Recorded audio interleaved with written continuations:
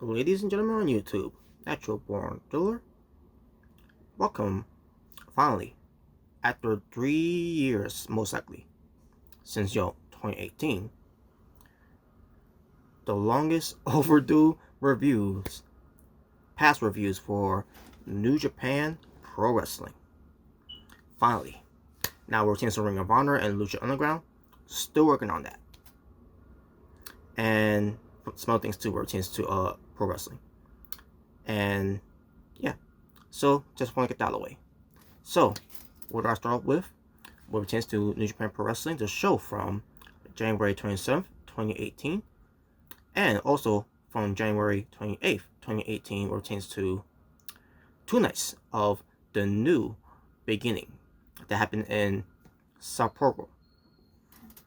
And basically in Japan, obviously. Sapporo, Japan. The venue is kind of complicated to pronounce. Hokkaido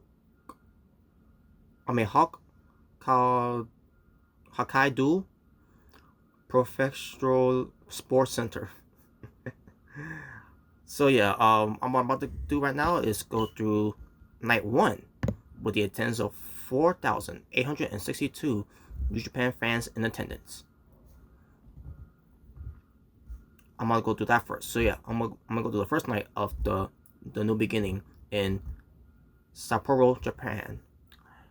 And just to let you all know, this could be quick results, no split details of it whatsoever. Just to let you know about the matches that happened, the results of it, how long it lasted, and start from the beginning. It was, all matches I thought while I watched it at the time was from decent, good, best. So to get that out of the way, let's get right into it. The opening match was Michael Elgin versus Kazuya Kitamura, and it lasted 8 minutes and 4 seconds with Michael Elgin getting the win. Unbreakable Michael Elgin, by the way, folks. And by the way, I hope he's doing well with his family after taking time off of wrestling. Don't know if he has come back to wrestling after the whole speaking out movement debacle that happened back in 2020, which that was a mess itself for pro wrestling. And hopefully he does come back, where it tends to come back to Impact Wrestling. So we shall see with that one, how it goes out. But Michael Elgin got to win this match. The next match was a 10-man tag team match.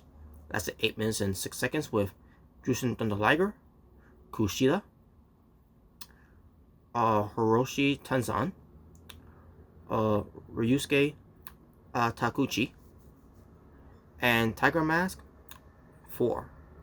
They defeated the Suzuki-gun that featured El Desperado, Taichi, Taka Michinoku, Takashi Lizuka, and Yoshinobu Kanamura. And yeah, that was basically like I said, the faces won in this match. The heels are Suzuki-gun. Next match was Chaos. That will feature the Stone Pitbull, Tomohiro Ishii, and Toru Yano defeating Bullet Clubs, which feature Jace Owens and the Tokyo Pimp, Yujiro Takahashi, in a tag team match lasted 7 minutes and 8 seconds. 7 minutes and 6 seconds, I should say. And there you go. Next match was Bullet Club. That will feature Balak Fale, Tamatonga, and Tangalola. They were the number Oboe 6-man tag team champions, and they defeated the Shinguchi Japan's side, which it was Toru Hanara,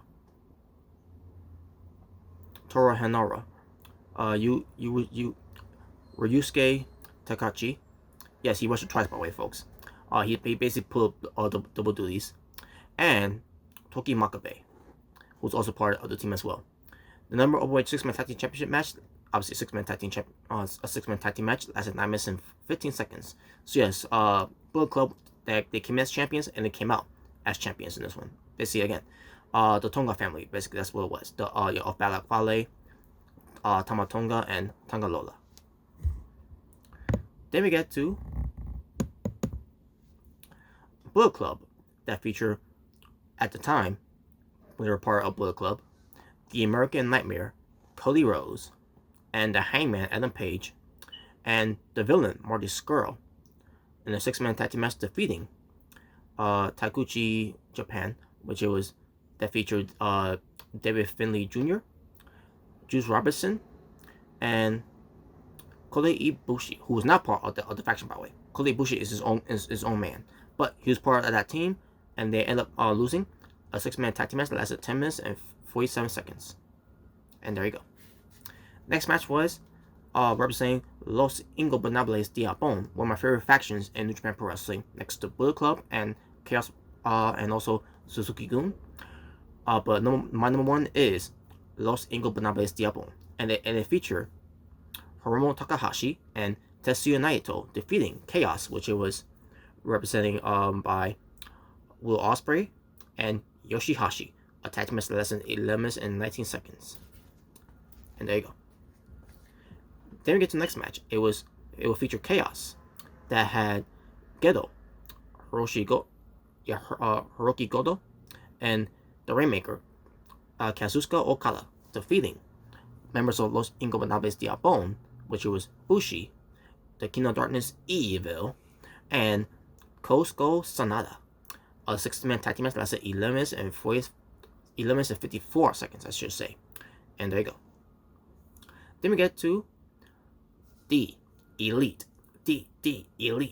representing also for Bullet Club, Kenny Omega, Matt and Nick Jackson of the Young Bucks, defeating Chaos members, which it was the Switchblade, Jay White, and Roppongi 3K, which it was Sho and Yo.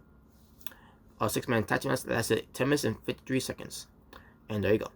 Speaking of which, hopefully Yo comes back to New Japan Pro Wrestling after going through an injury since 2020. I don't remember what injury it was, but I think it was like a knee injury somewhat. But which is why Sho has been doing a lot of singles matches, and Sho is really coming his own as the high voltage Sho, representing probably representing for Chaos. So, anyways, then we get to the main event. A feature for the Intercontinental Championship lasted 32 minutes and 28 seconds. The longest match on night one for the new beginnings in Sapporo. And it featured the IWGP Intercontinental Champion, the ace of New Japan Pro Wrestling, Hiroshi Tanahashi, versus the King, who is also the leader of Suzuki-gun, Minoru Suzuki. And this was a great match. And it was all about storytelling in this match between the two, especially from Hiroshi Tanahashi. And in the end, after Suzuki kept attacking on the knee of Tanahashi, which that was the story of it, that he came in with a bad knee, because he's getting up there in age, but still doing what he's doing, Hiroshi Tanahashi, still to this day, still wrestling, kind of like how AJ Styles is right now, basically similar ways, that he may be getting older, but he's still wrestled like he's still in his prime, not like they used to before in the 2000s or the 20 in the early 2010s, but still hanging by a thread. And they look at it like they're not gonna be stopping anytime soon. That's basically how it is being looked at right now with Hiroshi Tanahashi and AJ Styles. But they're in their 40s, but they're still hanging there. But as far as this match was, like I said, Suzuki kept attacking the knee of Tanahashi, which the referee couldn't withstand this anymore. The official referee was Red Shoes, and he had to call for the match because there was no way for Hiroshi Tanahashi to continue after this, even though he never gave up. He was still trying to fight through it, but the referee couldn't allow this anymore because he didn't want Tanahashi's career to end to be ending like this by Minoru Suzuki. So he had to call for the bell, and that was it. So your winner, new IWGP Intercontinental Champion during that time, Minoru Suzuki. And that was night 1 of New Beginning in Sapporo. And now what I'm going to do right now is go continue on with night 2 of the New Beginning in Sapporo, and night overturns to the attendance of 5,140 New Japan fans in attendance. So here we go. The opening match was Juice Robinson defeating Tatsuya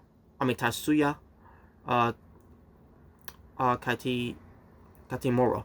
Lasted 9 minutes and 16 seconds, and there you go. Like I said, just go keep going through these results and all that, because I already said before, decent, good, best. So there you go. And this one that's going to be great too, by the way, once we get to that. But continue on with Suzuki-gun, that features El Desperado, Taichi, Taka Michinoku, and Yoshimbo Kanamura, defeating Jusen Thunder Liger, Ryusuke Taguchi, Shota Yumino, and Tiger Mask 4, an 8-man tag team match. Lasted 8 minutes and 32 seconds. And there you go. Chaos, I should say. Not Chaos Project. This ain't AEW. Chaos, that feature Tomohiro Ishii and Toru Yano defeating Bullet Club, which will feature Hikuleo and the Tokyo Pimp, Yujiro Takahashi, and the tag team match lasted 6 minutes and 16 seconds. Again, with Chaos winning. Then we get to the 8-man tag team match that lasted 9 minutes and 4 seconds with Bullet Club's Balak Farley, Chase Owens, Tamatonga, and Tangalola defeating Tomoyuki Oka. I'm assuming that's how you say his last name. Anyways, Horoyoshi Tenzan, Manabo Nakaishi, and Togi Makabe. Excuse me. And yeah, there you go. Bullet Club won over. Suzuki-gun will feature Minoru Suzuki and Takashi Iizuka defeating Toya Henori and Michael Elgin in a tag team match that lasted 8 minutes and 18 seconds. And like I said, Suzuki-gun went over. There you go.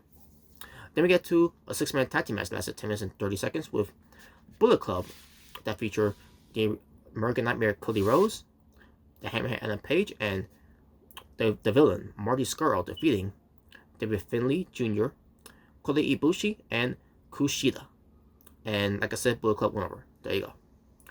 Los Ingobernables Diabon that features Bushi, Evo, Hiromu Takahashi, Sanada, and Tetsuya Naito defeating Chaos members, which was Gedo, Hiroki Goto, Kazuchika Okada, Will Ospreay, and Yoshihashi in a 10-man tag team match that lasted 12 minutes and 19 seconds. And like I said, Los Ingobernables Diabon got the victory.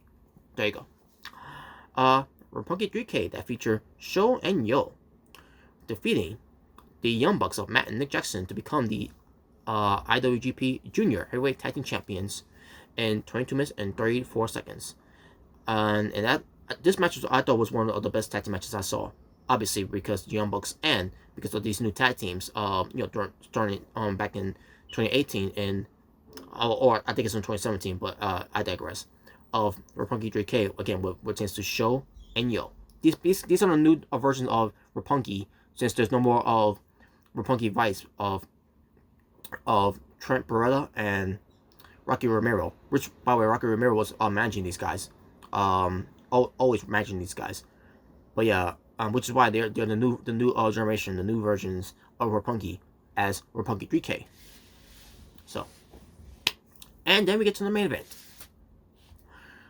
The main event will feature for the IWGP United States Heavyweight Championship. That's at 29 minutes and 54 seconds. the champion was the Cleaner, Kenny Omega, representing Bullet Club. Went up against the Switchblade, representing Chaos. And yes, before Jay White was known to being part of Bullet Club, he was part of Chaos first.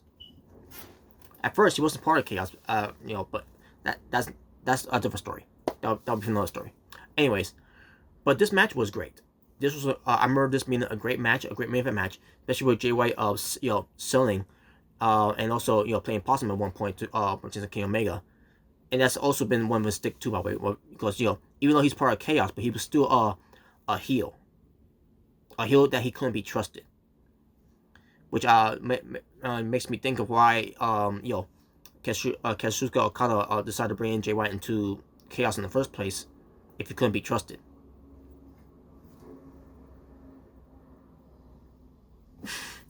Anyways, in the end, it was Kenny Omega losing to Jay White, because this was during the time where Jay White was getting that push in New Japan Pro Wrestling, which is rightfully so, because Jay White is great, and he showed how great he can be. Obviously, as we in 2021, we all know how great he is, and he does it very well too.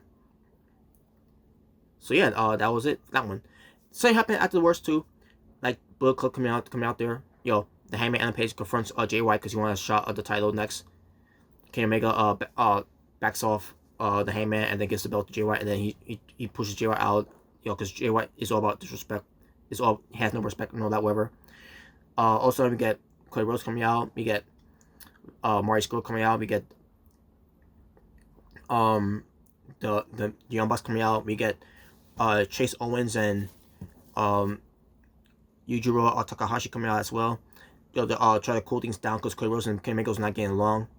That was the storyline at the time as well, where all of a sudden Mac Jackson was pushed down by Kenny Omega, because he was being a hothead. Kenny Omega was being a hothead and everything, and then Young Bucks left. So then it led to Cody Rhodes and Kenny Omega in the ring by themselves for a little bit, because Chase Owens, Takahashi, and the Hangman left the ring, also to make a mess, whatever. Also, Cody turns on Kenny Omega and everything, and then and they're confused by it. They turn on Kenny Omega, and then he's like, hold him and everything, and they're actually listening to him, and then that's when Kota Ibushi comes out for the save, because for those who should know about this, Kenny Omega and Kota Ibushi has history together. They are known as the Golden Lovers, and he basically comes to aid for them, and then they hug and everything, and then graffiti's coming out and all that. Basically, the rest of Bullet Club was gone after that. So, and that's where the whole thing started. With the whole thing with Kenny Omega and Cody Rhodes couldn't get along in Bullet Club, where Bullet Club was falling apart because of this whole thing. Where that catched on at one point on being the Elite, that Bullet Club is fine.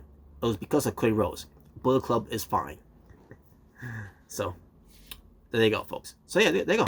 That was basically it for the results of that. Obviously, we're taking this to the show itself, for both nights.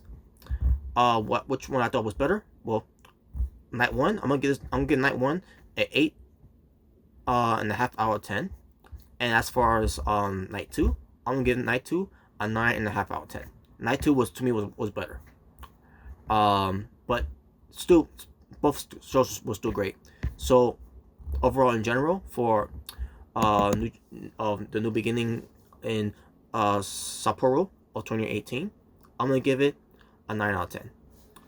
And that being said, thank you for watching. Tune in after this one, because after this one I will get to the other new beginning of 2018 that happened in Osaka, Japan. So that being said, thank you for watching for It's Natural Born Thriller, saying peace on the streets, and also for you all to stay well, stay safe, take care of yourself, everything that's going on in the world. Wear your mask, wear your gloves, love one another, God bless one another, live in peace, and harmony for us all. So yes, I'm out here. Ta-ta for now. Take care.